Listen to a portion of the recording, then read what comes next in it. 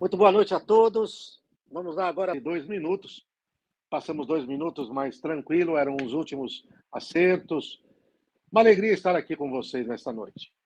Conseguimos 2 noites seguintes estarmos juntos.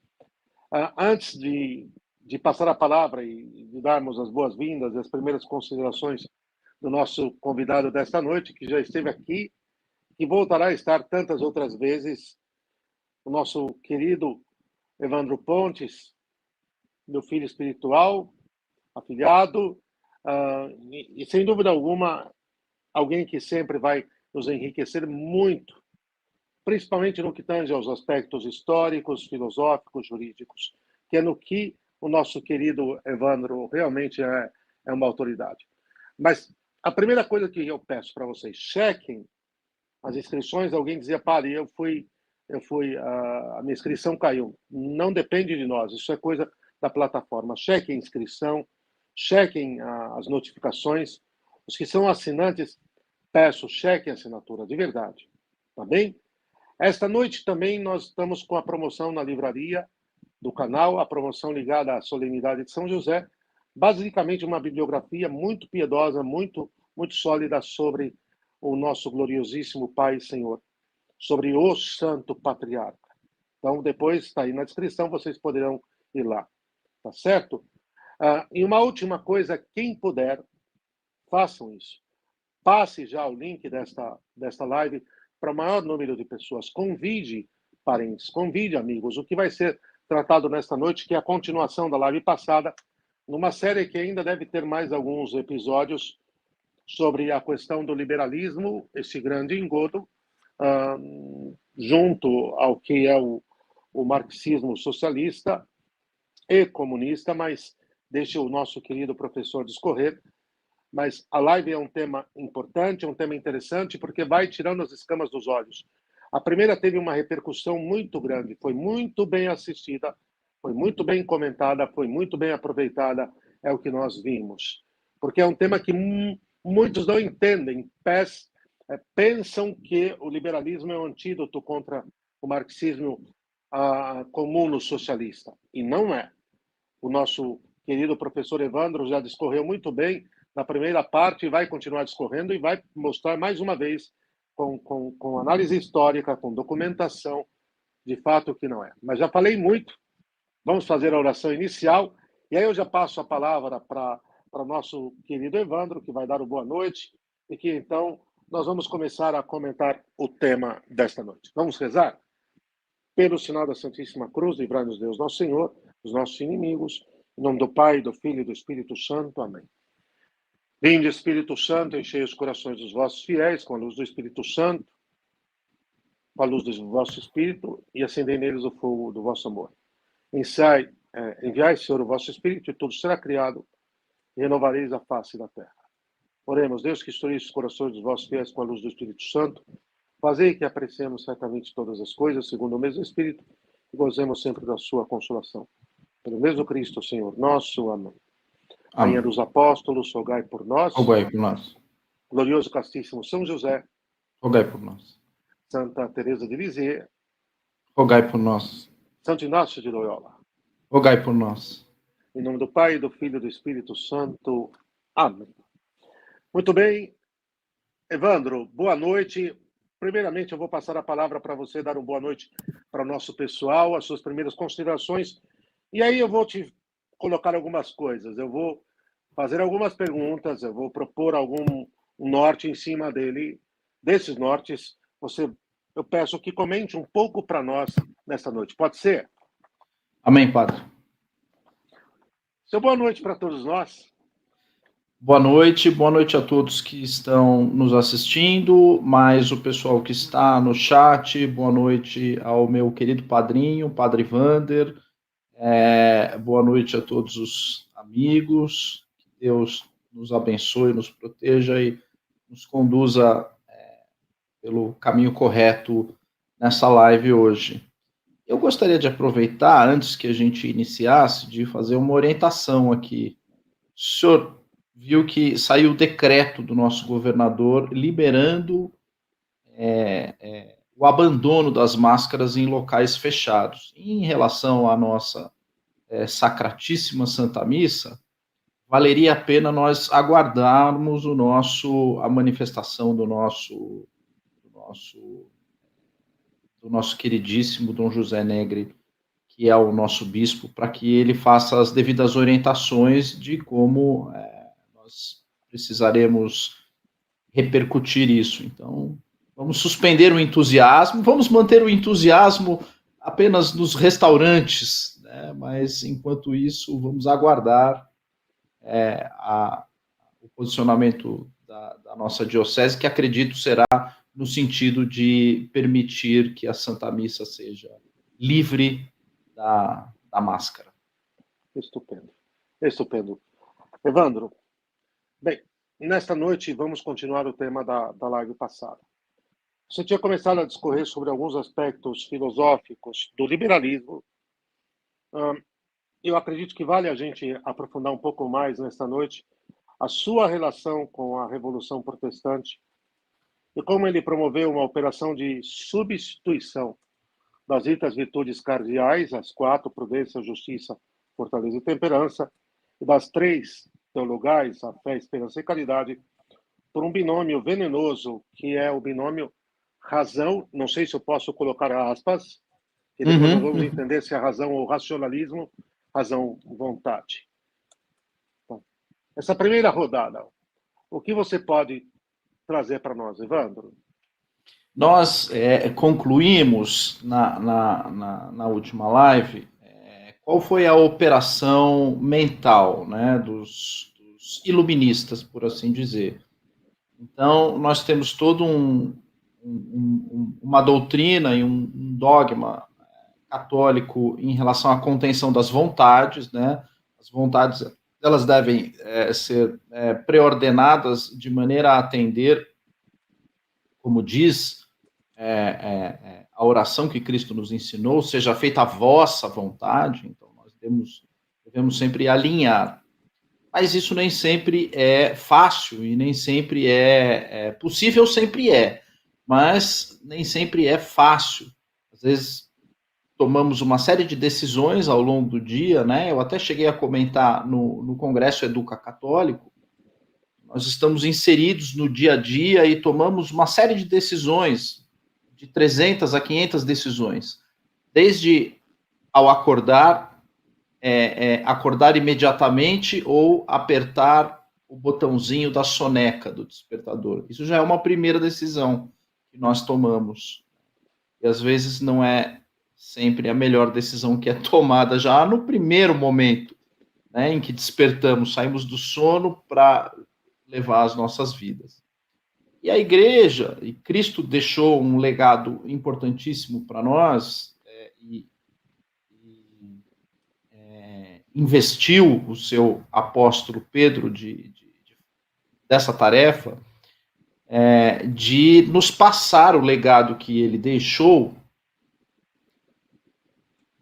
Digamos assim, é um manual de instruções de como os homens devem se portar na Terra.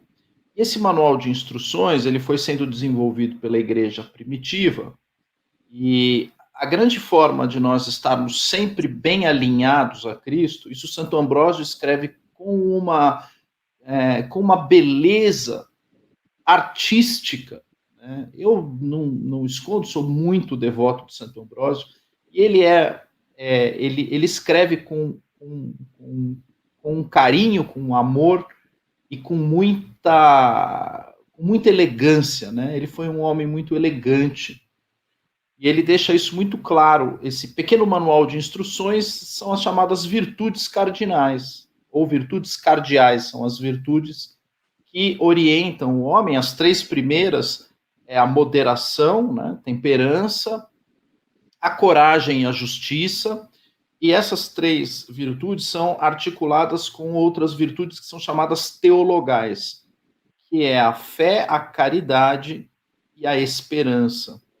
Então, por exemplo, um dos mecanismos, e uma outra pessoa que é uma pessoa porque eu tenho um amor muito grande, é o Padre Francisco Fausto, da obra, que tem uma obra maravilhosa sobre virtudes, né? e ele também dá guias importantes para isso. Quer dizer, nós estamos há 2000 anos dentro da mesma disciplina. E essas 3 virtudes, elas nos permitem ter acesso, digamos assim, à virtude mãe. A virtude mãe é a sabedoria. É por isso que demora para a gente ficar sábio, né? Ninguém é sábio com 4, 5 anos de idade, demora. Nós temos que exercer muito as outras virtudes para chegar a um ponto de sabedoria que nos permite nos aproximar de Deus. Ou seja, é um arcabouço moral indestrutível. Né? Saiu também recentemente pela editora Dom Bosco a obra completa de Santo Afonso Maria de Ligório, que é um homem que retoma esse tema. Né? Então, esse é um manualzinho de instrução para que a gente possa compreender qual é a vontade de Deus. Então, compreendendo qual é a vontade de Deus, nós nos afastamos do pecado original. No começo era um mandamento só que a nossa teimosia e a nossa insistência no erro fez com que Deus tivesse que falar, bom, vocês não entenderam, né? Então, peraí, vamos separar esse pecado em 10 preceitos, que são os 10 mandamentos. E mesmo assim o pessoal continuou não compreendendo. Ele teve que vir pessoalmente e deixar em parábolas, evangelhos. Ele detalhou mais ainda a questão. Evandro, me desculpa, você não perde o nexo, viu? Eu só poderia colocar um anexo que você lembrou com certeza. Ótimo. Mas que na criação os mandamentos estão como lei natural, escritos na alma dele, do primeiro homem e da primeira mulher. Né? Só para recordar do papel da lei natural, que depois vai ser enfraquecida pela ruptura da unidade com Deus, consigo e com o próximo. Não é nada senão só um lembrete aqui. Perfeito. E o que acaba acontecendo é que a igreja vai desenvolvendo ao longo do tempo esse manual de instruções. Então, por intermédio dos sacramentos e da doutrina católica, nós conseguimos praticar, exercer na prática essas virtudes e assim estarmos mais próximos de Deus e mais distante do encardido. Muito bem. Num determinado momento, nós temos vários momentos na história e o momento crucial é a Revolução Protestante. Na Revolução Protestante, você tem, digamos assim, a heresia das heresias colocada de uma maneira pseudológica. Né? Eu não quero me estender demais aqui nos detalhes, mas nós temos um boquirroto, né, que era isso que se tratava. Martinho Lutero era um boquirroto, era uma pessoa de péssimos modos, né, escrevia de uma maneira muito grosseira, ele era muito inteligente, obviamente, mas um homem muito grosseiro, e ele foi muito pouco cuidadoso com as palavras, inclusive para se dirigir a sacramentos vivos, né, como o sacramento da Eucaristia. Então, ele costumava usar palavras de baixo calão, esse tipo de coisa. Mas quem dá um ar de racionalidade para isso é Calvino. Calvino escreve uma obra chamada Instituições Religiosas Cristãs, uma obra em 4 volumes, e a operação ela aparece em Calvino, no livro 2 dessa obra. Essa operação de substituir a moral católica pelo princípio da vontade, ela aparece em Calvino. Calvino é o homem que coloca isso com um ar de solenidade, né? Calvino já era mais cuidadoso com as palavras, era mais elegante, não tanto, mas era mais elegante. E ele faz uma coisa muito engenhosa. Ele volta na patrística, seleciona alguns trechos de Santo Agostinho e ele faz um recorte um recorte descontextualizado. Né? Calvino não cita Santo Agostinho, ele menciona Santo Agostinho. Então ele atribui várias passagens a Santo Agostinho, e quando a gente vai no original, você fala, não é isso que está aqui. Isso aqui é uma discussão de Santo Agostinho com maniqueístas, com pelagianos, que não tem absolutamente nada a ver com o que Calvino está falando. Tanto é que Calvino não usa nenhuma das obras principais de Santo Agostinho. O Livre-Arbítrio, Cidade de Deus, o De Magistro, Contra Acadêmicos, essas grandes obras de Santo Agostinho não são usadas por Calvino. Ele usa pequenos diálogos do fim da vida, quando Santo Agostinho estava ocupado com o problema dos pelagianos. Né? Ele usa obras menores, laterais de Santo Agostinho. E com base nisso ele fala, olha, é tão verdade o que eu estou falando que a igreja concorda comigo. Você fala, não é bem assim. Não é bem assim. Então, esse truque retórico, isso começa a se repetir de uma maneira muito reiterada, e essa forma de pensar gera, para um grupo de homens, todos protestantes, uma liberdade total de poder cometer heresias, porque já não existia mais o interlocutor Igreja Católica. Então, por exemplo, um homem como Thomas Paine na Inglaterra, ele não precisava ter interlocução com nenhum santo doutor. Ele fala, meu assunto não é com você, eu sou de outra igreja, não preciso discutir isso com você. Então isso cria um espaço político para que essas pessoas pudessem, de certa forma, desenvolver filosofias altamente heréticas, e isso é o liberalismo. Quando o liberalismo elimina a moral das virtudes cardinais e das virtudes teologais para criar um falso racionalismo baseado no triunfo da vontade. Isso está completo em Calvino. Calvino é muito detalhado em como ele usa equivocadamente Platão, ele fala umas coisas da alma lá, que ele menciona, ele não cita, né? A diferença entre mencionar e citar é que você fala um monte de coisa e abre uma nota de rodapé e diz conforme Platão, mas citar é dizer conforme página tal, abre aspas, ele disse. E aí cita-se. Calvino não cita, ele só vai mencionando, né? Aí, com base nisso, já vocês que estão se introduzindo na vida intelectual já desconfiem. Além do livro, você fala, peraí, ele não está mencionando, ele não dá nem a página que essa pessoa disse isso. Então, já temos aí um ponto de desconfiança. Voltando para o texto principal, Calvino faz isso, e ele abre um espaço para vários homens que, 100, 200 anos depois, começam a escrever sobre o tema da liberdade. Só que eles escrevem sobre o tema da liberdade de maneira inversa àquilo que, desde Santo Agostinho, vem sendo trabalhado como livre-arbítrio.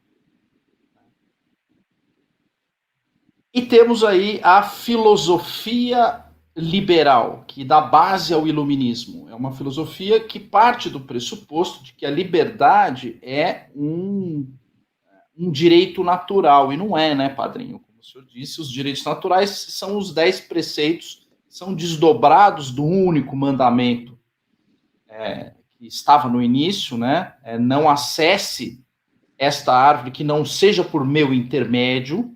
Né? Então, assim, tem que ser por intermédio de Deus o acesso. E aí o homem tenta, escondido de Deus, ter acesso àquela sabedoria. E a igreja, de certa forma, nos ensina como ter acesso àquilo. Né? Nós nunca teremos o acesso totalmente, mas nós podemos nos aproximar. E os liberais, eles falam, não, eu vou ensinar vocês a fazerem aquilo que Deus proibiu, que é ter acesso por intermédio de mecanismos que são pseudo-racionais, e que você pode acessar essa sabedoria sem Deus. Então, o liberalismo ele nasce com uma doutrina, primeiro, amoral, e segundo, ateia. É uma doutrina sem moral e sem acesso a Deus. É simplesmente eu consigo ter acesso àquilo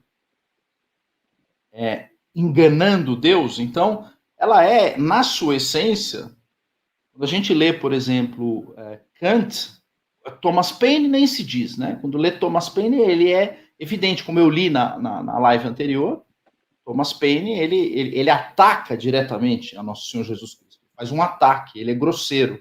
Eu fiquei até com receio, assim, de ler. Mas o Kant, ele é muito mais sutil, né? Ele faz sutilezas e etc. E aí você fala, bom, ele está promovendo um sacrilégio aqui. E essa doutrina, de certa forma, se consolida, padrinho. Ela se consolida em meados do século XVIII, e aí vem a grande operação. A grande operação é o seguinte, eles vão criando satélites técnicos racionais para colocar em prática aquela doutrina. E é exatamente no século XVIII que se criam as chamadas novas ciências. Quais são essas novas ciências? Economia. A ciência econômica é um desdobramento do surgimento do liberalismo. A sociologia, a psicanálise. E eles fazem reformas em antigas prudências, né? Antigas sabedorias. Uma das coisas que eles reformam é a chamada jurisprudência, a sabedoria das coisas jurídicas. Então, eles fazem uma reforma no direito. Qual que é a reforma no direito que eles fazem? Vou falar rapidamente. Existem autores alemães que reformam o direito romano, são chamados pandectistas. Um dos principais é um alemão chamado Bernhard Windscheid. Ele reescreve boa parte do direito romano em alemão, segundo um raciocínio liberal.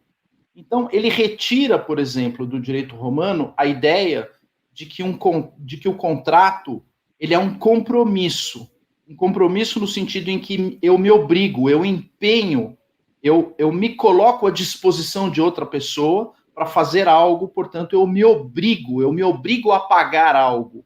Né? Em troca dessa obrigação, eu recebo um automóvel.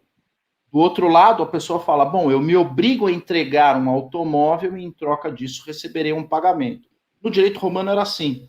Né? Por isso que no Código Civil é chamado o livro das obrigações. Como você constrói obrigação? O que os alemães fazem? O Bernhard Windscheid faz, ele inverte isso. Ele fala, não, isso aqui é uma relação jurídica na qual você estabelece um direito e outro direito segundo um acordo de vontades. Quem é advogado já deve ter ouvido falar. Ele coloca a vontade no centro das coisas. Ele mata todo o direito romano anterior. Então, todas as ciências começam a se colocar a serviço dessa teoria. A poesia é a mesma coisa. Surge nessa época o romantismo. Começam a surgir aqueles poemas, como, por exemplo, Goethe, no Werther, é uma pessoa completamente desenfreada nas suas vontades, né? E o final do livro do Werther, obviamente, a pessoa encontra a morte nisso. E aí você começa, ao longo do século XIX, a construir uma literatura literalmente satânica. Né? Mas ela tem início com o liberalismo. Vou dar um outro exemplo. Esse exemplo aqui é bom, o padrinho vai entender. E o pessoal que está acostumado com sacramentos vai entender também. Quer ver outra coisa que eles criam nessa época? Eles criam a psicanálise. O que é a psicanálise?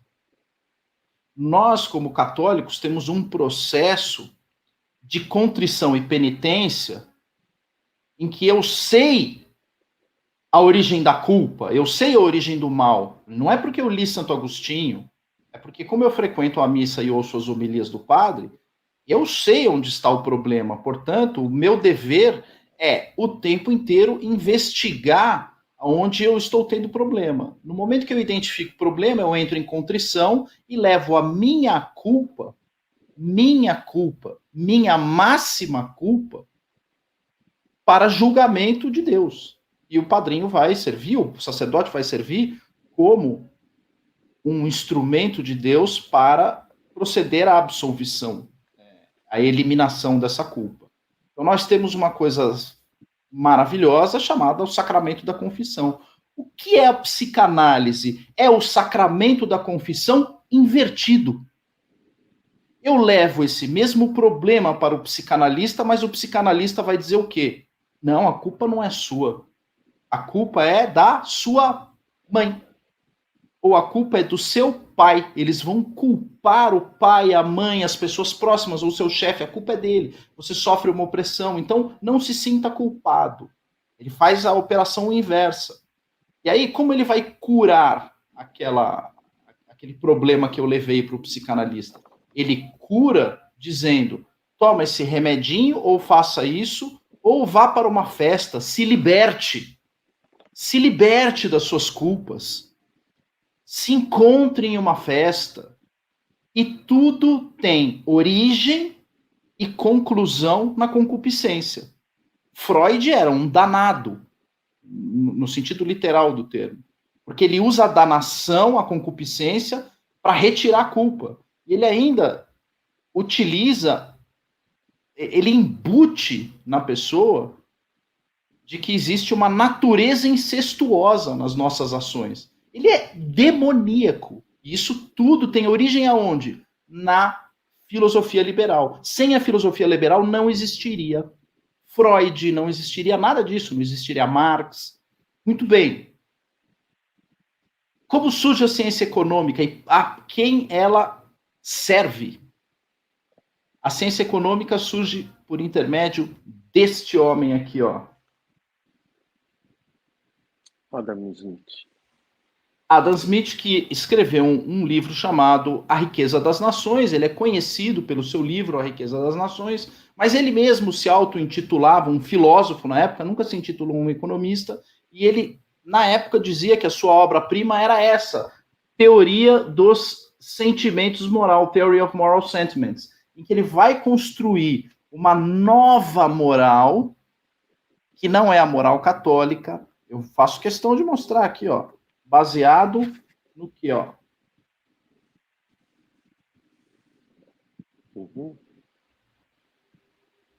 Direito de propriedade. Com base no direito de propriedade, ele vai criar toda uma teoria de relação humana baseada no materialismo e nas relações humanas de troca, de exercício da vontade e, óbvio, ele cria um pseudo-racionalismo, né? Ele fala, não, se isso for feito de uma forma racional e etc., e aí com base nesse conceito de que a moral se constrói pelas trocas, ele primeiro constrói uma teoria moral para depois construir a economia. Mas ele constrói a economia moral, a teoria moral antes. E a teoria moral, ela é essencialmente materialista, dinheirista, enfim, ela empurra... A teoria moral de Smith, né? Exato, exato. E aí o liberalismo clássico vem daí, padrinho. Ele vem disso. Adam Smith constrói com base nisso. Evandro, posso fazer uma pergunta? Eu vou tentar agora formular alguma pergunta dentro disso. Bom, quer dizer, como é que esse processo vai se degenerar no novo liberalismo econômico financista? Mas aqui eu já quero pôr uma coisa. Realmente aí você que vai ter a competência, a autoridade para nos responder. Muitos que hoje surfam aí na onda desse pseudo-conservadorismo, desse liberalismo entendido como ser conservador, utilizam muito a figura, não sei se vai destoar do assunto, mas utilizam muito a figura de um autor, de um economista, creio que de origem alemã, mas aí você que vai me discorrer, que é o Ludwig von Mises. Evandro, esse aqui? Está aí, o Ludwig von Mises. Evandro, em que momento, quer dizer, entra a figura de von Mises como novo intérprete desse liberalismo e para não sei, um neoliberalismo, e quer dizer, o que na origem já é uma semente de pessimidade vai se tornando cada vez mais podre, e quer dizer, desculpa, eu estou falando, eu sou padre, mas agora eu quero ouvir de uma autoridade no assunto, né? Quer dizer, eu vou usar um termo até, vocês me desculpem, os que estão nos ouvindo, vulgar. O pessoal que quer bancar de conservador, de contra o comunismo, contra o socialismo, e é tudo uma esparrela, é tudo uma artimanha. Arrotam von Mises para baixo e para cima, e isso e aquilo outro. Não vou nem mais além, que a gente sabe que ia Instituto von Mises para cá e não sei o que para lá, e no fim das contas se recai de novo na mesma moral voluntarista, de origem kantiana e assim por diante. Você consegue amarrar isso tudo para nós, Evandro? Faz um pouco dessa construção Consigo. até chegar no pérfido liberalismo financista e nos nossos dias atuais. Quer dizer, você vai ter tempo. Eu acho que você vai precisar de um tempo para alinhavar tudo isso. Não é muito difícil. Eu vou citar um outro autor aqui, que é esse aqui. Esse aqui é importante, tá? É o Isaiah Berlin. Tá? Isaiah Berlin, que trata desse tema aqui, liberty, liberdade. Esse aqui é um conjunto de textos do Isaiah Berlin. Tem o texto mais importante dele, que se chama Os Dois Conceitos de Liberdade. O Isaiah Berlin, ele é um liberal de quatro costados, profundamente liberal, né? Mas ele fala, existe uma diferença entre duas escolas de liberalismo, que ele chama uma de liberalismo positivo e a outra é o liberalismo negativo. O liberalismo negativo é aquele liberalismo tipicamente inglês, em que você coloca o ser humano no centro das coisas, mas a liberdade que ele exerce, os limites para a liberdade dele, são limites negativos, né? Em que sentido? O homem exerce a sua liberdade de maneira plena, absoluta, mas direcionada para uma determinada finalidade. Portanto, o liberalismo negativo ele é um liberalismo mais utilitarista. Ele tem uma finalidade. Ele é utilitarista, ele é mundano, ele é finalista, ele é maquiavélico, né?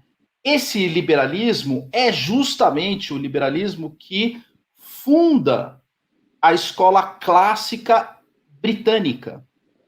Então, todos aqueles, o Adam Smith, ele era um antirrevolucionário, ele se colocou contra a Revolução Francesa. Ele era um dos melhores amigos de Edmund Burke.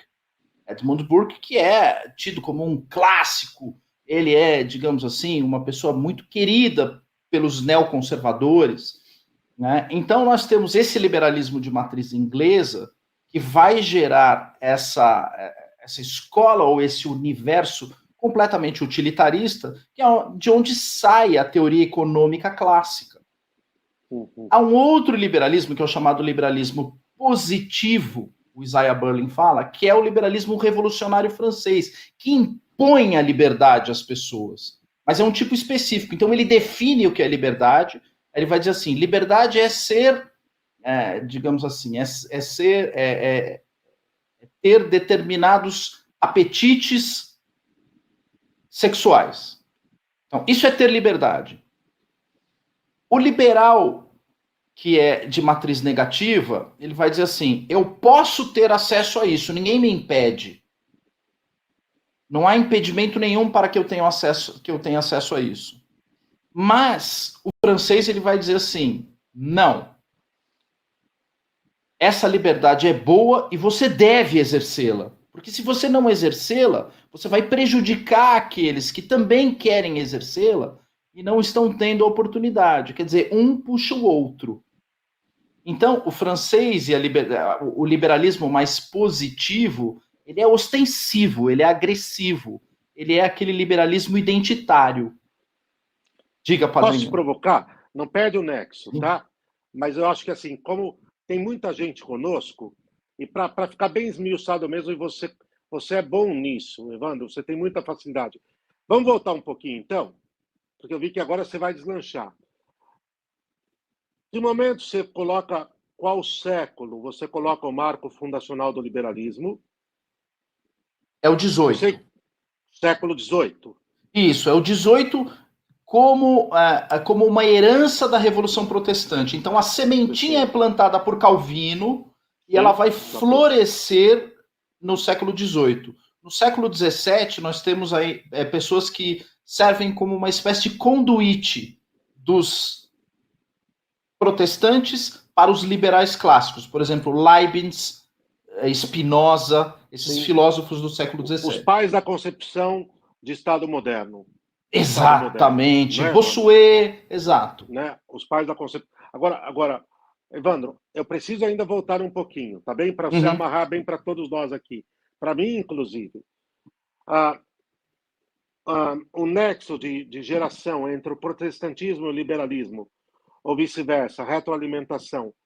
Você põe o marco fundacional no século XVIII, com a Revolução Francesa, mas quer dizer, nós temos, eu acredito que você mesmo disse lá atrás, um princípio com Leibniz, com Locke, com Spinoza, com o próprio Kant. Depois nós vamos chegar a Descartes, que vai ser uma nova e eu acho que definitiva crise, mas para você amarrar bem para nós. Evandro, protestantismo e liberalismo. Ali já não começa a degeneração e que vai atingir um pico e que eu queria que você nos respondesse qual é o tipo de liberalismo que vai originar para além da questão espiritual, que é fundamental, mas aqui você está colocando princípios filosóficos. Filosófico. Está bem claro qual que é o aporte filosófico, histórico, temporal que vai ser utilizado.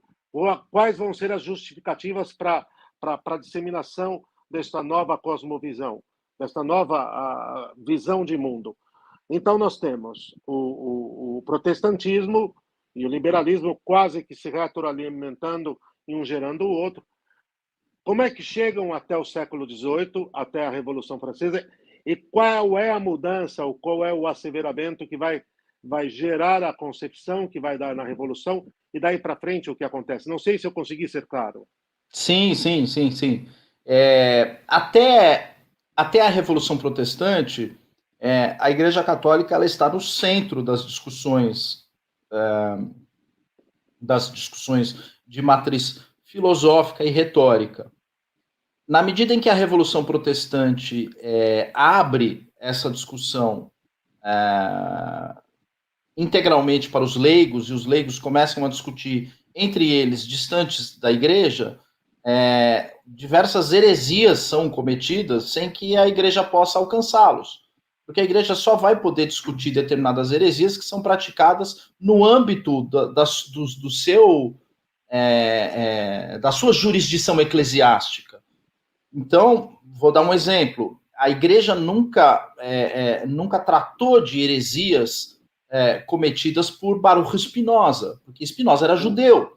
Então, a Igreja não tem jurisdição sobre o que é dito por um judeu. Assim como Moshe Maimônides. A Igreja não tem jurisdição sobre o que é dito por Moshe Maimônides.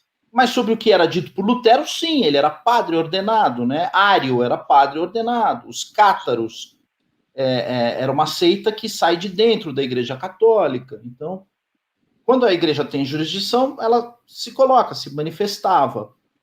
Agora, com a Revolução Protestante, a Igreja acaba perdendo o controle sobre isso, porque isso está fora do seu rebanho, né? São pessoas que já se desgarraram, elas entraram em completa apostasia, né?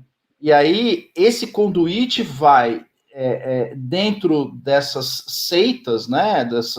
Porque a religião protestante ela se multiplica muito rapidamente em inúmeras linhas, seitas, doutrinas, condutas e etc. Hoje eu nem sei mais, não dá mais para ter controle, porque surge uma igreja nova a cada dia, né? Uma igreja não, um templo novo a cada dia, com doutrinas, e cada um faz o que quer. E isso permitiu, né, que essas discussões pudessem ser feitas de uma maneira nova, em que se jogou fora 1000 anos de construção filosófica. Santo Ambrósio, Santo Agostinho, São Jerônimo, São Bernardo de Claraval. Nós não vemos Kant... Santo Tomás de Aquino, que conclui, Santo Antônio, que foi um grande pregador, mas deixou sermões de doutrina muito profunda. A doutrina de Santo Antônio é uma coisa maravilhosa, né? Então, nós vemos, por exemplo, Kant não cita uma linha de São Tomás de Aquino. por uma razão óbvia, né? Primeiro, porque ele não tem condições. E segundo, por medo.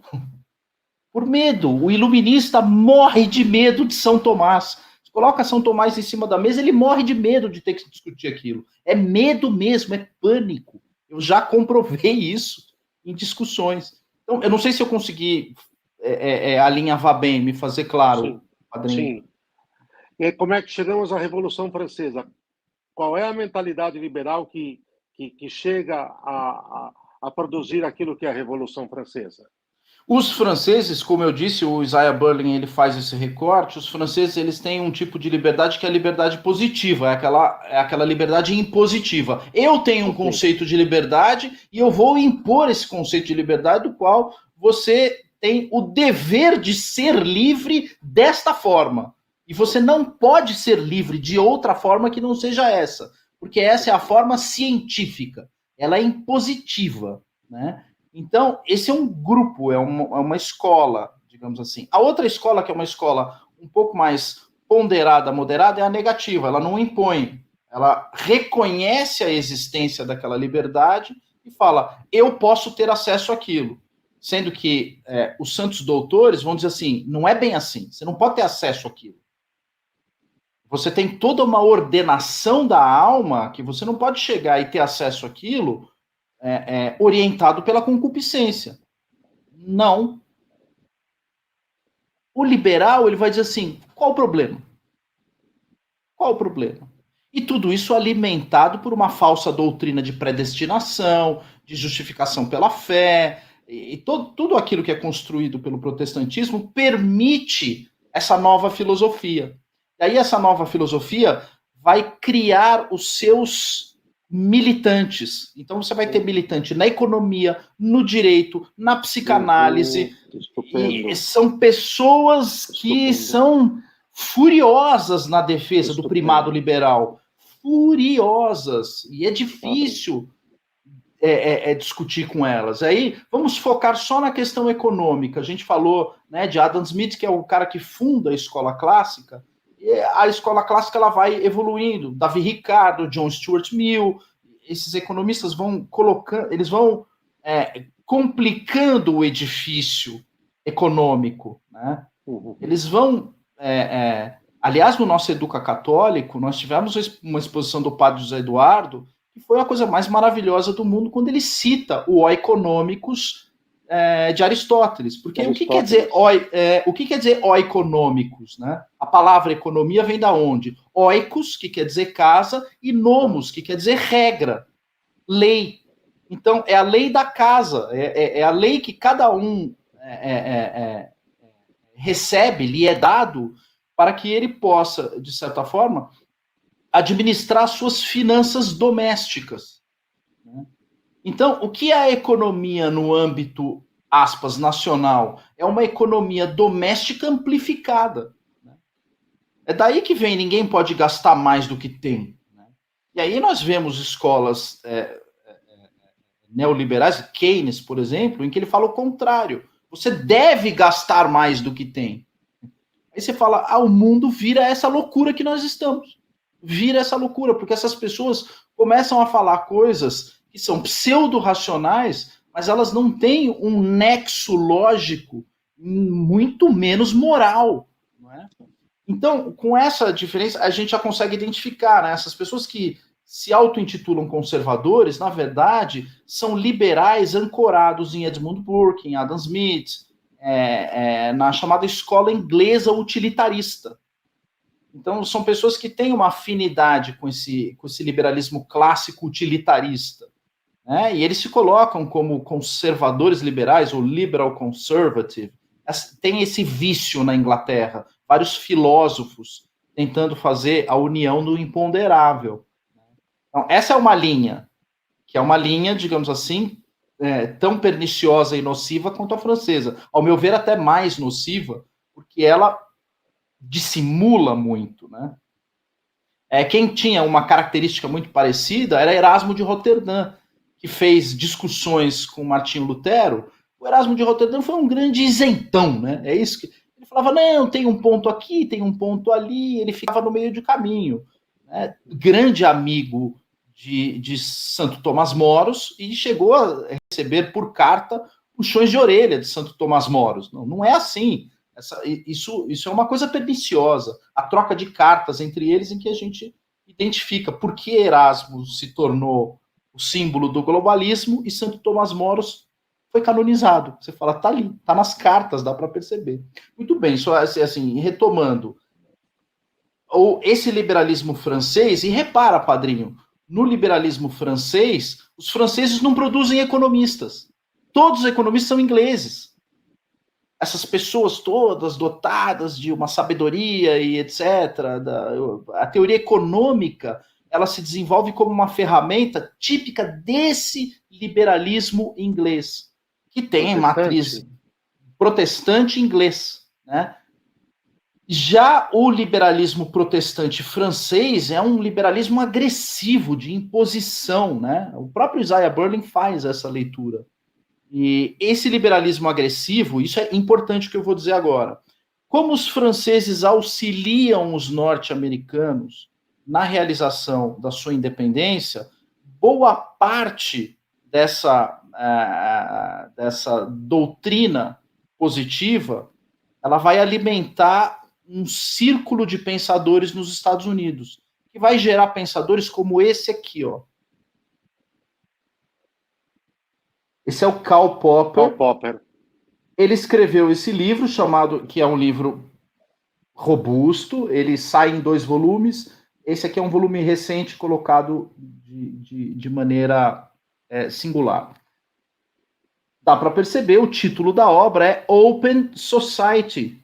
Open Society é o nome da fundação de George Soros. Essa daqui eu não posso usar o termo Bíblia, mas esse aqui é o livro de cabeceira de George Soros. George Soros conheceu Popper e leu esse livro, se encantou tanto, que abriu uma fundação chamada Open Society Foundation, para colocar em prática estas teorias econômicas. O Manual do Soros. É o Manual do Soros. Isso aqui é o Manual do Soros. Manual do Soros. E o Karl Popper, ele é violentamente antiplatônico, anticatólico e anti-aristotélico. Ele tem um verdadeiro ódio de Platão, ódio da igreja, e manifesta isso abertamente no seu livro. Né?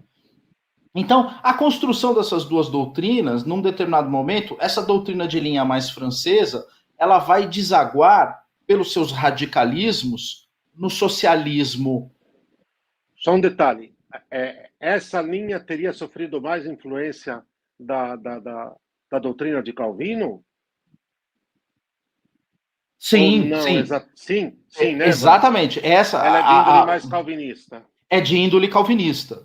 Então, nós vamos ter aí todo um edifício de radicalismo direcionado para o que a gente, ao meu ver, chama equivocadamente de esquerda hoje, né? Então, por exemplo, George Soros não é um esquerdista, ele não é um comunista. Tanto é que ele está brigando com a China, né? Ele não se dá com Vladimir Putin. Ele é uma outra história. George Soros é um outro... Ele é um liberal dessa natureza. Evandro, mais um parêntese, e você avança com Soros. Você fez uma pontuação estupenda. Você está amarrando tudo. Mas você fez uma pontuação estupenda quando você fala da cooperação da França na independência norte-americana, das colônias, das 13 colônias. Por quê? Porque onde eu vejo que você chega com maestria nisso. Porque os Estados Unidos é calvinista. A prova material de que a índole, a interferência da doutrina de Calvino nessa postura liberal francesa vai afetar os Estados Unidos. Os Estados Unidos não é anglicano, isso é muito importante. E aí nós precisamos entender a diferença entre anglicanismo e calvinismo. Ele não é britânico, né? Não é britânico. Ele não é britânico, ele não é anglicano, ele é calvinista. Tem uma influência mais da França do que da Inglaterra. E o anglicano, o que é o anglicano? O anglicano ele é pragmático, ele é instrumental, ele é 100% pragmático. E é por isso que essas doutrinas, digamos assim, que pregam muito pelo ceticismo, pela tolerância, elas têm matriz protestante anglicana. ela é herética na sua essência. E é a heresia mais perigosa que tem, porque é a que mais consegue passar a impressão de que ela está fazendo um bem. O anglicano, porque assim, o Calvino, ele é explícito, ele não esconde nada. Ele é agressivo. Ele é agressivo. O anglicano não, o anglicano é dissimulado, é difícil de você perceber. Ele é camaleão. Exato. E aí o que acontece? Essa doutrina anglicana, ela vai migrar para os Estados Unidos muito depois, já fins do século XIX. Né? Quando você começa a ter a construção do capitalismo americano, ali meados de 1860 para frente, quando se resolve o problema da secessão americana.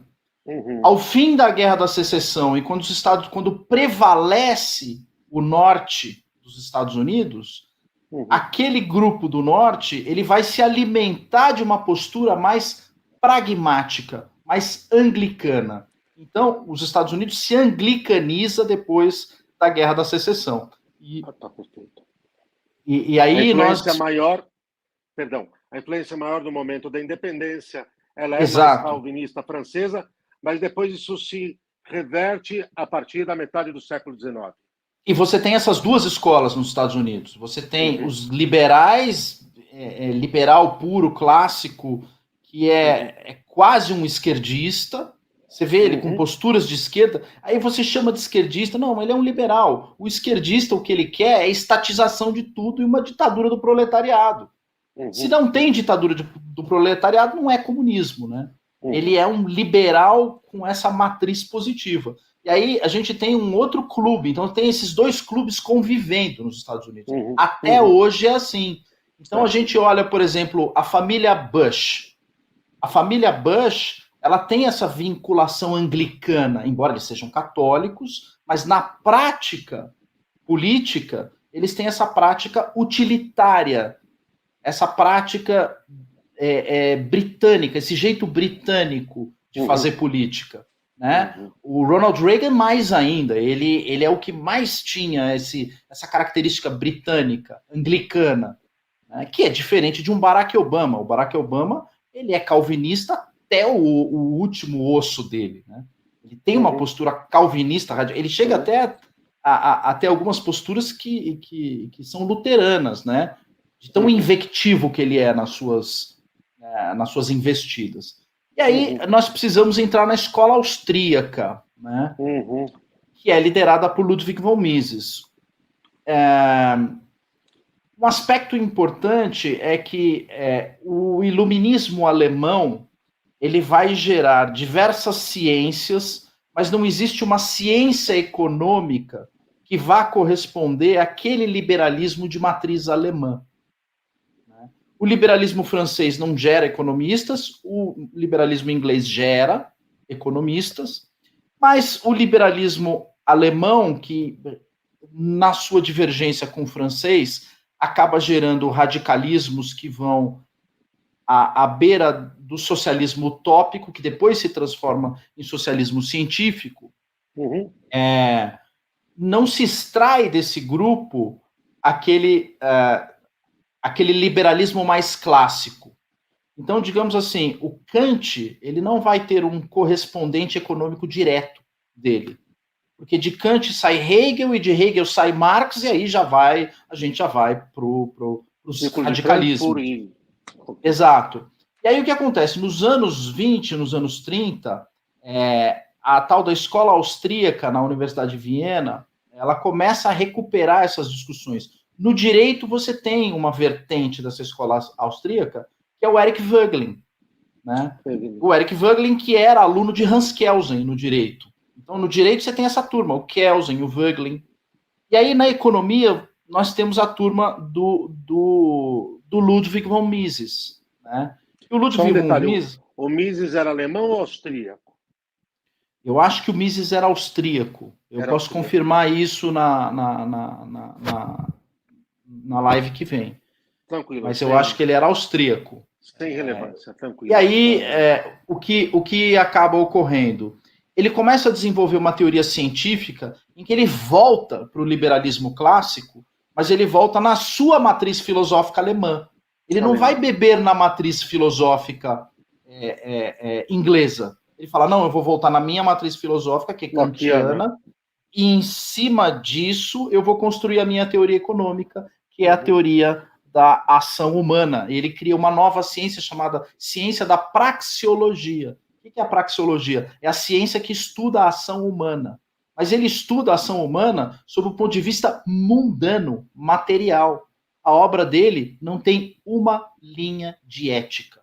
Ela não tem uma linha de virtude, não tem nada. A praxeologia do Mises, ela é completamente voltada para realizar apetites por intermédio de contratos, né? E é por isso que o Mises é fundador da chamada escola libertária. O libertarianismo sai do Mises, e daí sai gente maluca dessa escola libertária que chega a defender, por exemplo, a legalização do tráfico de drogas, a legalização da prostituição, porque ela é essencialmente, a praxeologia, ela é essencialmente uma, aspas, ciência criada pelo Mises, que orienta a ação humana segundo a chamada vontade racional. Então, se eu tiver meios de provar filosoficamente que existe uma vontade racional por trás de uma concupiscência, eu posso, aspas, criar um mercado de prostituição legal. Olha o tamanho. Isso é dito de maneira cristalina, padrinho. Monstruoso. Tem um outro autor que é ligado a essa escola austríaca anarcocapitalismo, que se chama Walter Block. Walter Block.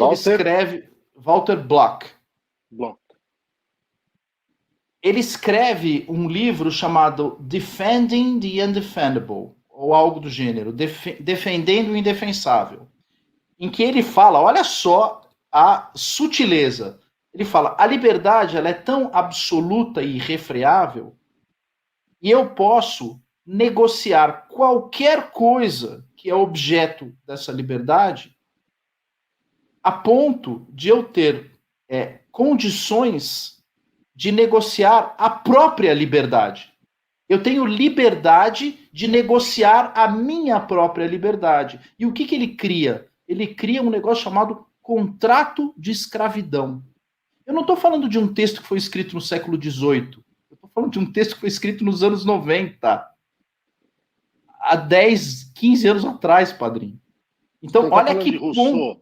Não, eu estou falando de um homem que está vivo, palestrando por aí. Nossa Senhora. Palestrando por aí. Ele fala, a liberdade ela é um bem tão precioso que eu posso negociar a minha liberdade com outra pessoa. Portanto, eu posso fazer um contrato de escravidão. E em cima disso, nós temos toda uma literatura construída em cima disso. Né? Então, por exemplo, os 50 Tons de Cinza é um desdobramento disso que foi desenvolvido antes na economia.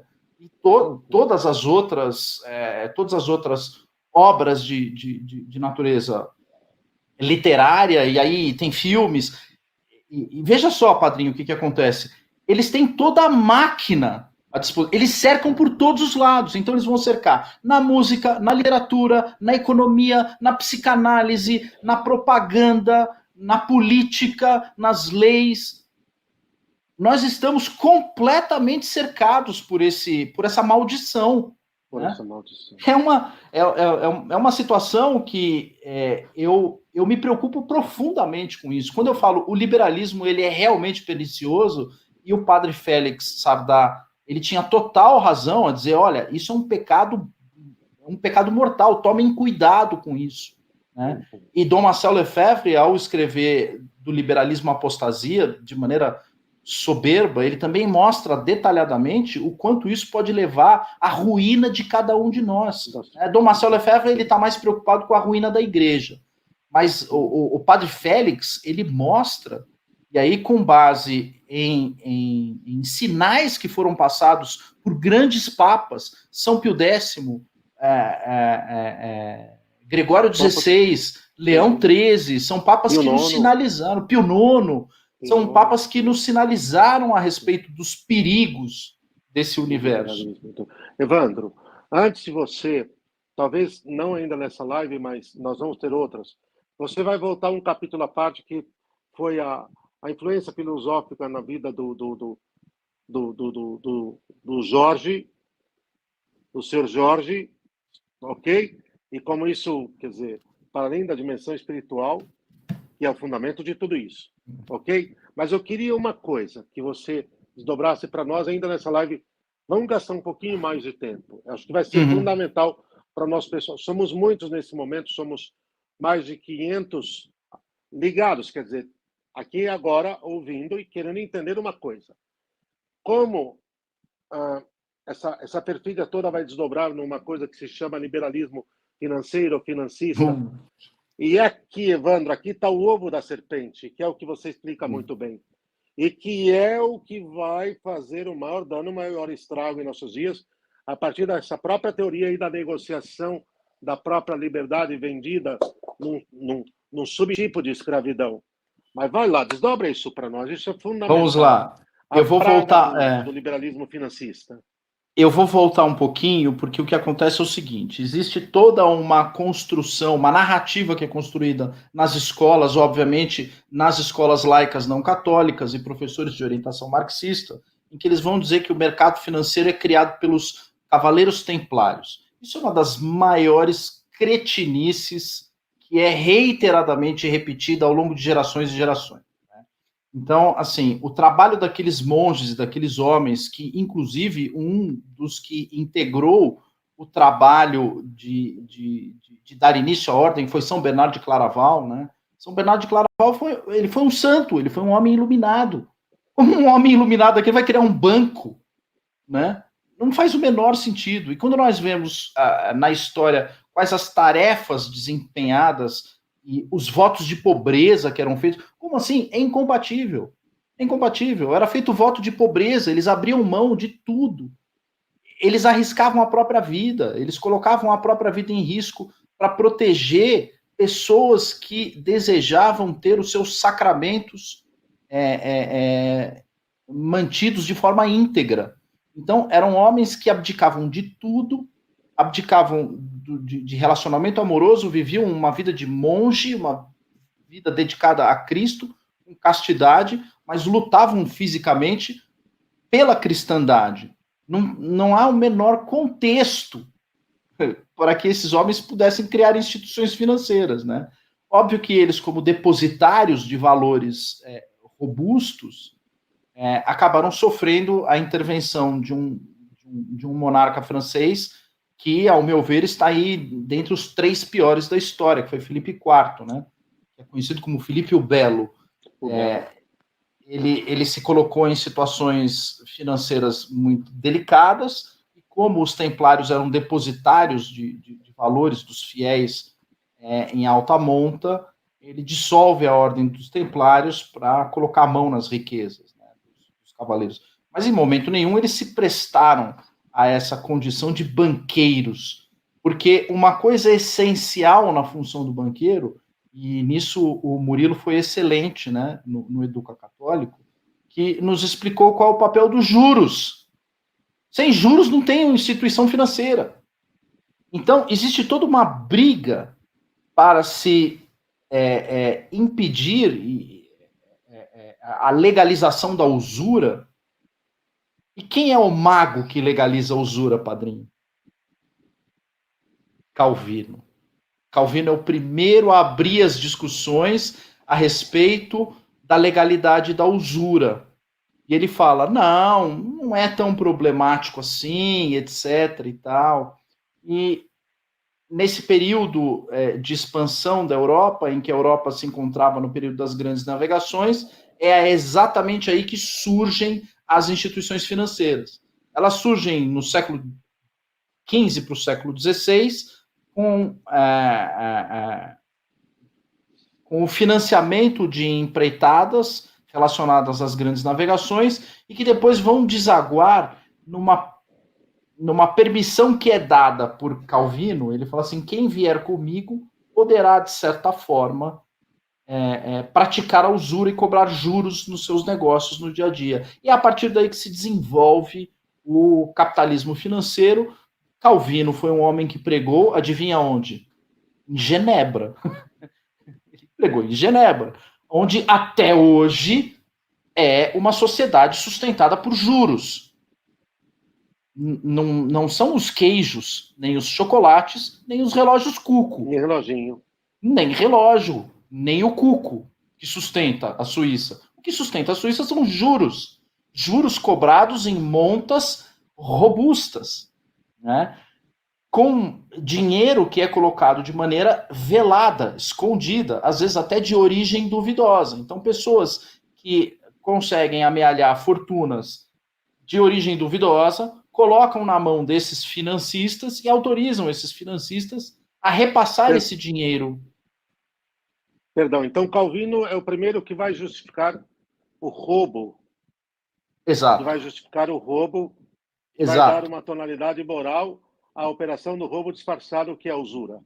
Exato, exato. Até a usura se normalizar como um mecanismo essencial para a sobrevivência daquilo que estava sendo criado, que era o capitalismo financista, que é algo que é desenvolvido por Adam Smith, é aprofundado por Davi Ricardo, e daí para frente não existe tratado econômico que não discuta a questão dos juros. E temos a criação, portanto, nesse momento, e não no momento anterior, do chamado capitalismo financeiro, né? O capitalismo financeiro, ele coloca disposições ociosas para girar na economia, mas ele se multiplica magicamente, né? Esse dinheiro, ele se multiplica magicamente. Essa multiplicação mágica, que é chamada de rentismo, quando o dinheiro circula, ele volta agregado do trabalho de uma série de pessoas, e essa agregação desse trabalho é transformada numa renda decorrente de um direito natural que é cobrado pelo titular do bem, né, chamado juros. Ele cobra uma taxa para que esse dinheiro circule. Na hora que esse dinheiro termina de circular durante um tempo e volta para a mão dele, ele não vai voltar o mesmo valor, e nem o valor corrigido. Ele vai voltar muito aumentado e acrescentado. Então, nós temos nesse período o desenvolvimento e a criação dos globalistas, dos capitalistas financistas. Essa é a razão pela qual nós temos, já com Kant, a necessidade, a urgência de se escrever uma obra como a Paz Perpétua. O que é a Paz Perpétua de Kant? É uma obra que ele direciona para a sugestão de se criar um governo mundial, com um imposto global, né? Davi Ricardo é o cara que vai dizer, não, peraí, não dá para eu criar um imposto global ainda. O imposto ele precisa estar atrelado a uma determinada economia e uma determinada nação.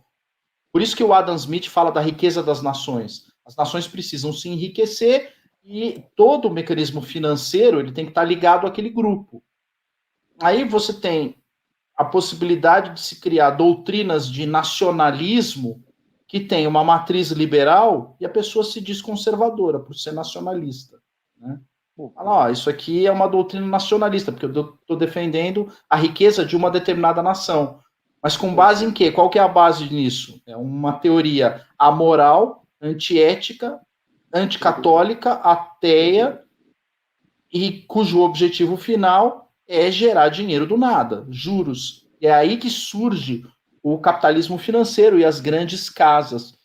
Não escondo de ninguém, trabalhei numa instituição financeira dessas monstruosas. Ela se chama Barclays. O Barclays é um banco que foi fundado por piratas na Inglaterra.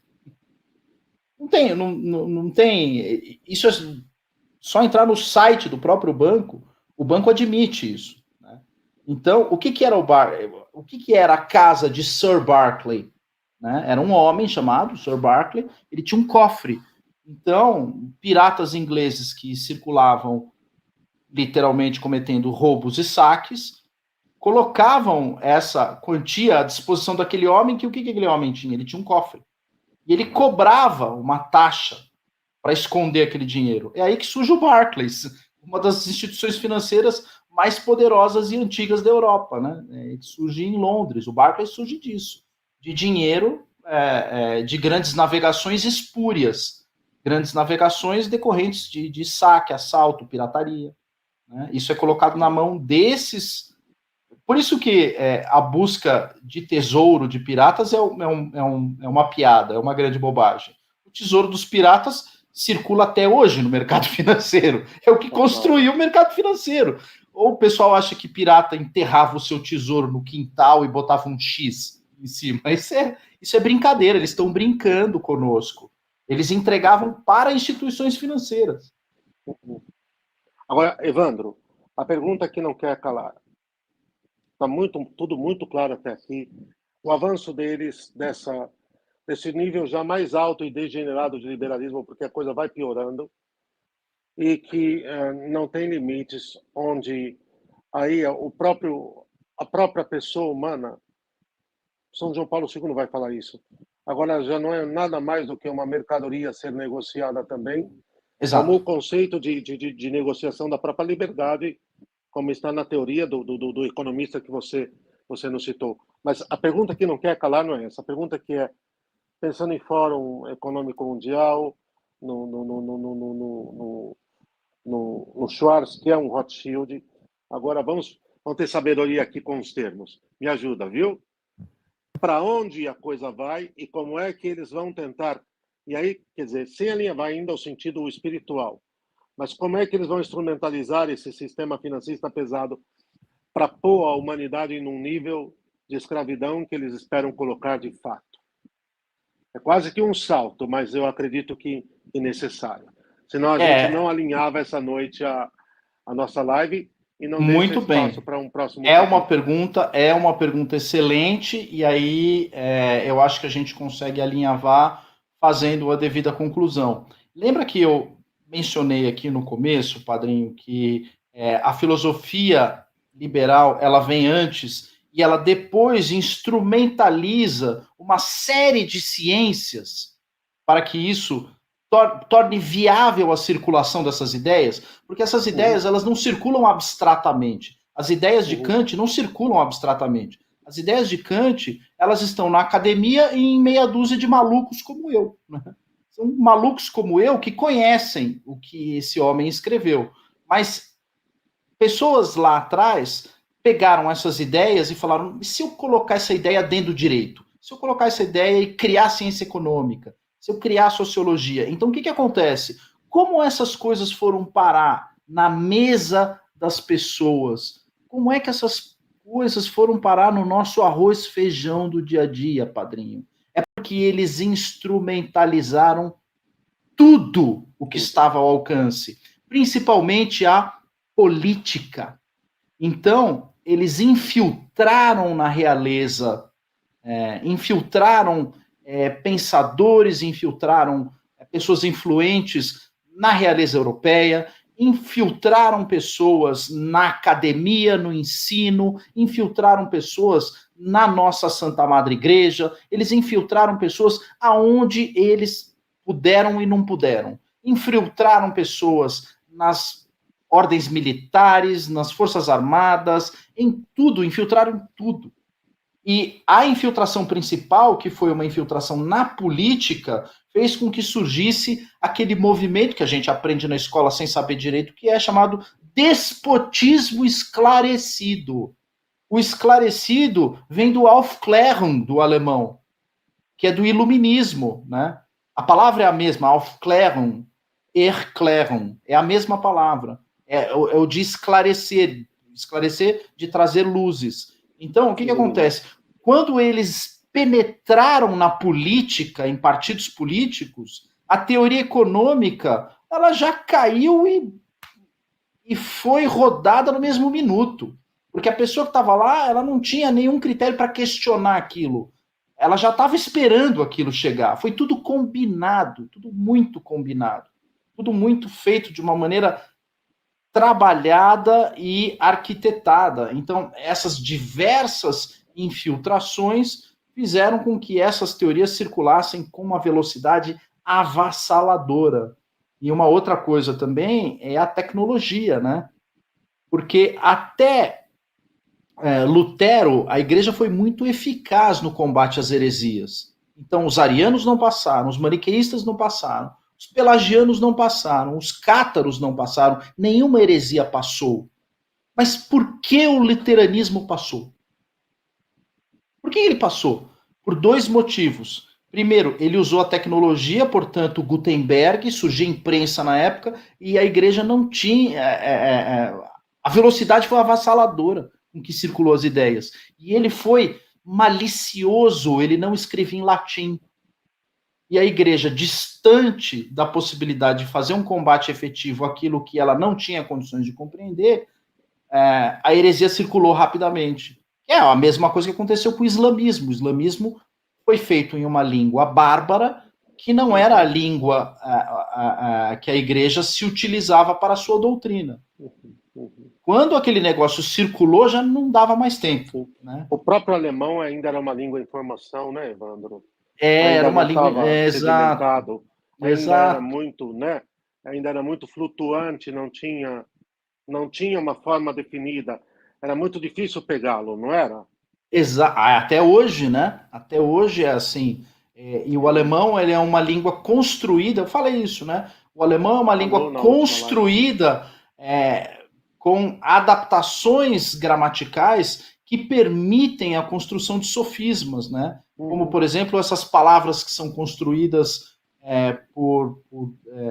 chama Zusammenwort, que é palavras que são aglutinadas, né? Então eu vou aglutinando e criando novos sentidos. Eu posso dar novos sentidos às coisas. O grego, isso é inaceitável no grego. Absurdo.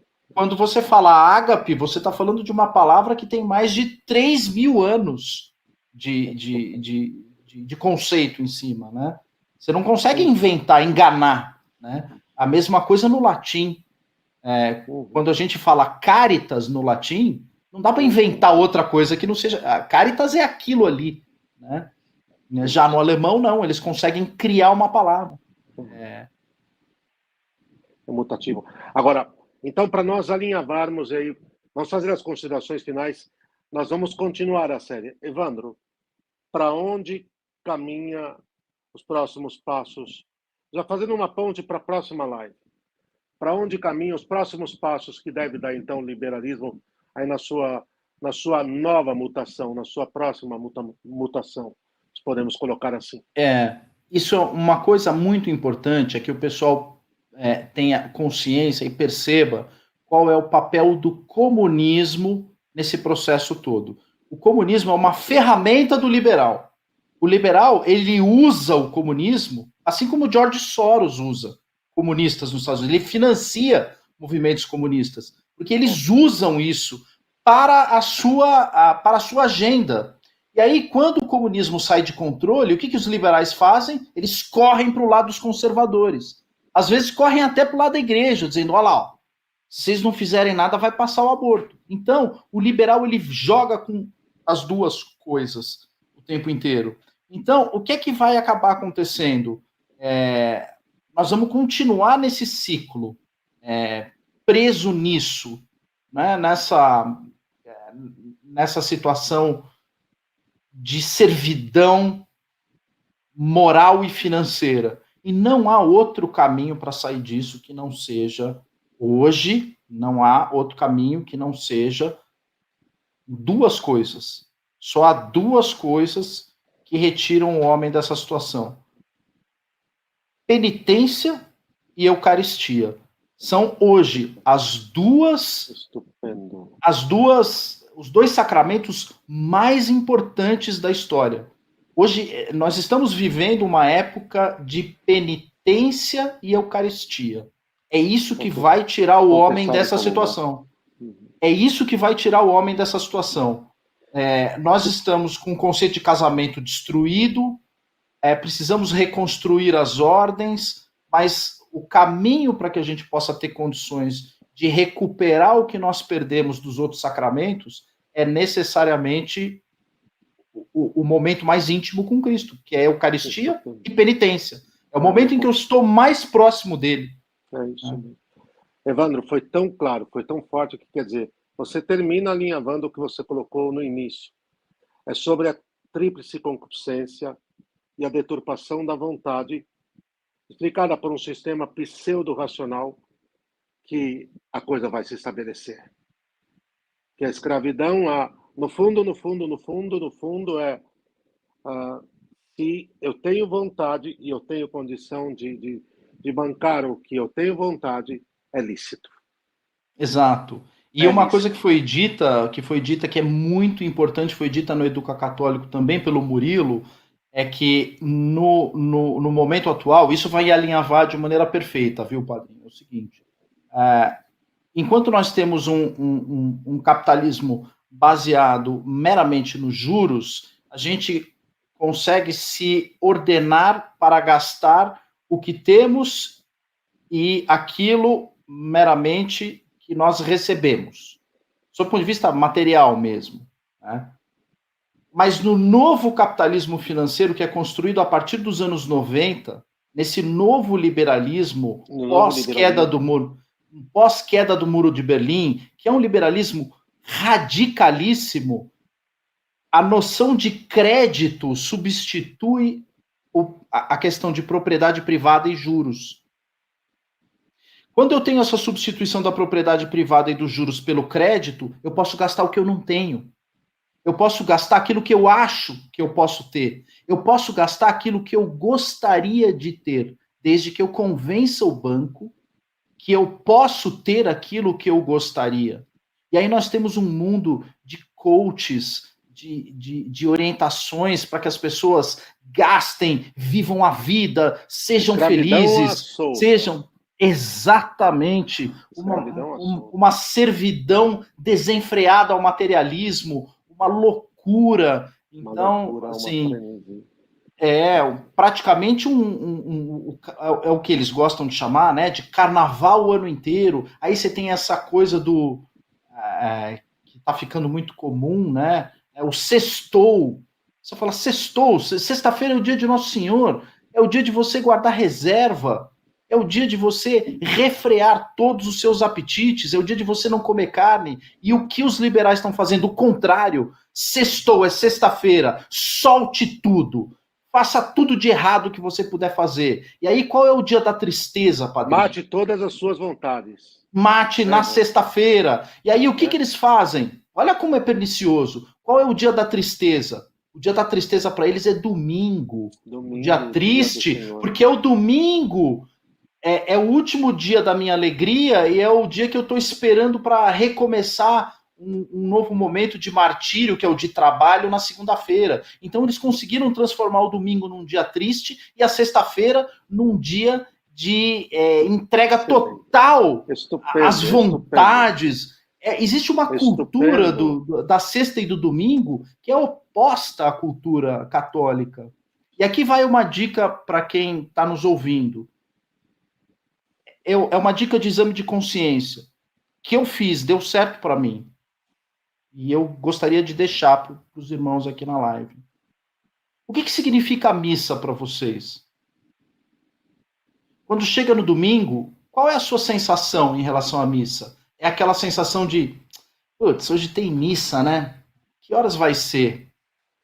Ou você acorda de manhã falando assim, nossa, hoje tem missa. Eu não posso faltar, eu tenho que ir. E bate aquela ansiedade de estar presente. E quando você está na missa, você está feliz ou você está cumprindo uma obrigação? Então, que tipo de católico é você?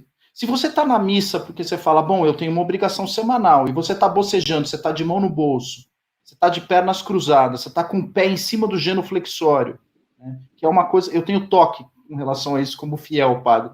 Pelo amor de Deus, não pisem no genuflexório, porque você pode pisar em cocô de pomba, aí vocês pegam o cocô de pomba na sola do sapato, colocam no genuflexório, e aí minha filha vai se ajoelhar ali depois, naquele local. Então não ponham os pés no genuflexório. Isso é só um detalhe. Aí, qual é a postura? Você chega feliz na missa ou você está meramente cumprindo aquela obrigação semanal, né? E aí, por esse exame de consciência, a gente começa a refletir se a gente está sendo um católico verdadeiro ou um católico liberal. Porque o católico liberal, ele cumpre a obrigação e ele vai viver a vida um sextou e domingou como um ateu, né? Então, fujam disso, fujam. É isso. Olha, Evandro, nós ficaríamos aqui muito mais, mas eu torno a repetir. Como nós vamos ter outros capítulos, hoje nós avançamos no tema, o progresso desta perniciosa doutrina que é o liberalismo, como ela foi se desdobrando até passar pela escola inglesa, a escola francesa, a escola austríaca, e chegamos ao momento atual. Esse seu fechamento foi excelente. Foi assim, se construiu durante esse tempo que nós ficamos um argumento muito claro, a perfídia camaleônica do liberalismo está aí, mas nós vamos voltar ao tema. Meu querido Evandro, quer fazer suas considerações finais? E aí rezamos e terminamos a formação desta noite, que foi muito bem acompanhada, por sinal. Minhas considerações finais são sempre de uma gratidão imensa aí ao pessoal que ficou presente, acompanhou, obviamente, uma gratidão ao senhor. No que precisar, eu estou aqui. Quantas vezes ao dia o senhor precisar, estarei aqui. E agradecer a nossa mamãe, né? A nossa mãezinha, que me acompanhou aqui do lado. É a ela que acho que nós devemos agradecer esse momento, porque, como o senhor gosta de dizer, ela está reunindo os seus. Está, Evandro, está. Então, vamos agradecê-la com uma salve, rainha. Salve, Amém. rainha, mãe de misericórdia, vida, doçura, esperança, nossa salve. A vós bradamos, heredados filhos de Eva, a vós suspiramos, gemendo e chorando neste vale de lágrimas, e após a advogada nossa, vossos olhos misericordiosos nós volvei. Depois de se desterro mostrar Jesus, bendito o fruto do vosso ventre. A clemente, a piedosa, a doce sempre Virgem Maria, rogai por nós, Santa Mãe de Deus, para que sejamos dignos das promessas de Cristo. Amém. O Senhor esteja convosco. Ele está no meio de nós. Abençoe-vos Deus eterno e todo-poderoso, Pai, Filho e Espírito Santo. Amém. Amém. Nossos queridos que nos acompanharam nesta noite, nós vamos ter continuação.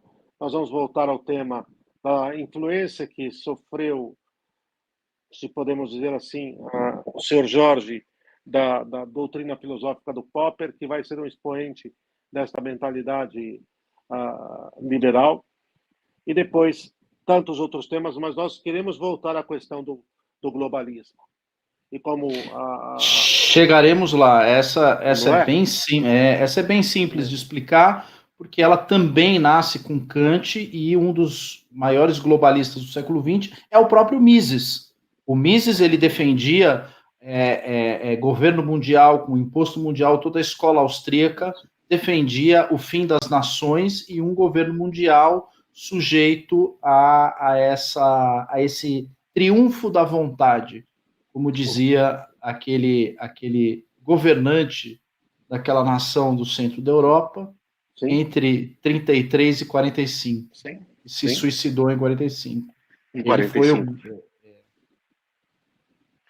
Evandro, nós vamos ter muito mais, então guarda aí as próximas cartas para os próximos capítulos da série. Eu tenho certeza que vão estar aguardando. Deixa eu dizer uma coisa para vocês. Amanhã eu vou tentar estar com vocês, mas eu não tenho certeza. Se acaso não for possível, no domingo nós teremos a postagem da homilia e nós retornamos na próxima semana também. Mas nos encontraremos no rosário, no confessionário, no altar, como disse o nosso querido Evandro. Evandro, muito obrigado. O padrinho sempre rezando por você, e nos reencontraremos com os nossos amigos aqui. Uma boa noite para todos vocês. Amém.